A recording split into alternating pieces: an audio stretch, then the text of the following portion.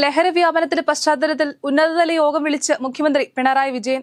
ഈ മാസം 24-നാണ് യോഗം വിളിച്ചു ചേർത്തിരിക്കുന്നത്. ലഹരി വിരുദ്ധ ക്യാമ്പയിനും തുടർ നടപടികളും ചർച്ചയുടെ ഭാഗമാകും. ക്യാമ്പസുകളിൽ നിന്നടക്കം ലഹരി പിടികൂടുന്ന സാഹചര്യം നിലനിൽക്കുന്ന സ്ഥിതിയിലാണ് മുഖ്യമന്ത്രി ഇത്തരത്തിലൊരു യോഗം വിളിച്ചു ചേർത്തിരിക്കുന്നത്. കളമശ്ശേരി ഗവൺമെന്റ് പോളിടെക്നിക് കോളേജ് ഹോസ്റ്റലിലെ ലഹരി വേട്ടയിൽ മുഖ്യപ്രതി പിടിയിൽ. കൊല്ലം സ്വദേശിയായ 3-ാം വർഷ വിദ്യാർത്ഥി അനുരാജാണ് പിടിയിലായത്. ഇയാൾക്ക് വേണ്ടിയാണ് കഞ്ചാവ് കൊണ്ടുവന്നത് എന്നതടക്കം ഇന്നലെ പിടിയിലായ പൂർവ്വ വിദ്യാർത്ഥികൾ സമ്മതിച്ചിരുന്നു. ഗ്യാസ് ഏജൻസി ഉടമയിൽ നിന്നും 2 ലക്ഷം രൂപ കൈക്കൂലി വാങ്ങിയതിന് പിടിയിലായ IOC DGM അലക്സ് മാത്യുവിനെ സസ്പെൻഡ് ചെയ്തു. ഇയാൾ മുൻപും കൈക്കൂലി വാങ്ങിയിട്ടുണ്ടെന്ന പരാതിയിൽ ഇന്ത്യൻ ഓയിൽ കോർപ്പറേഷൻ അന്വേഷണം ആരംഭിച്ചു. കണ്ണൂരിലെ ഇരിട്ടിയിൽ ഇന്ന് രാവിലെ ഉണ്ടായ വാഹനാപകടത്തിൽ ഒരാൾ മരിച്ചു.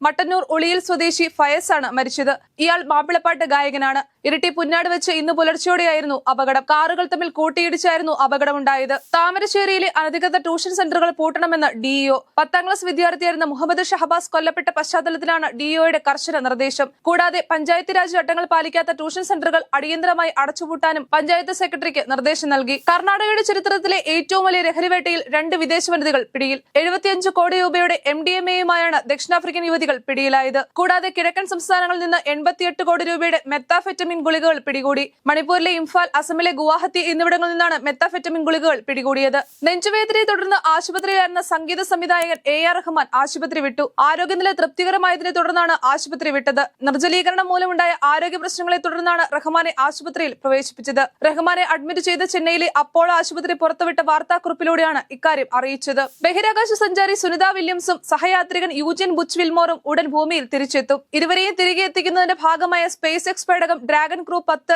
അന്താരാഷ്ട്ര ബഹിരാകാശ നിലയത്തിൽ എത്തി. മാർച്ച് 19 ബുധനാഴ്ചയായിരിക്കും സുനിത വില്യംസും ബുച്ച് വിൽമോറും തിരിച്ചെത്തുന്നതെന്നാണ് റിപ്പോർട്ട്. 2024 ജൂൺ 5-നാണ് സുനിത വില്യംസും സഹയാത്രികനും ബഹിരാകാശ നിലയത്തിലേക്ക് പോയത്. ഒരാഴ്ച കഴിഞ്ഞ് ഭൂമിയിലേക്ക് മടങ്ങേണ്ട അവർ ബോയിംഗ് സ്റ്റാർ ലൈനർ പേടകത്തിന്റെ തകരാറ് മൂലം ബഹിരാകാശ നിലയത്തിൽ കുടുങ്ങുകയായിരുന്നു. ശനിയാഴ്ച മധ്യ അമേരിക്കയിലുടനീളം വീശിയടിച്ച ചുഴലിക്കാറ്റിലും കൊടുങ്കാറ്റിലും 33 പേർ മരിച്ചു. ഒട്ടേറെ പേർക്ക് പരിക്കേൽക്കുകയും ചെയ്തു. വീടുകളുടെ മേൽക്കൂരകൾ തകർന്നതും വലിയ ട്രക്കുകൾ മറിഞ്ഞുകിടക്കുന്നതും ഉൾപ്പെടെ ദുരന്തത്തിന്റെ വ്യാപ്തി വ്യക്തമാക്കുന്ന ദൃശ്യങ്ങളടക്കം പുറത്തു വന്നിട്ടുണ്ട്. പ്രേക്ഷകർ ഏറെ ആകാംക്ഷയോടെ കാത്തിരിക്കുന്ന പൃഥ്വിരാജ് മോഹൻലാൽ ചിത്രം എമ്പുരാന്റെ ആദ്യ പ്രദർശനം മാർച്ച് 27 രാവിലെ 6-ന്. മോഹൻലാൽ തന്റെ സോഷ്യൽ മീഡിയ പേജിലൂടെയാണ് സമയം അറിയിച്ചിരിക്കുന്നത്.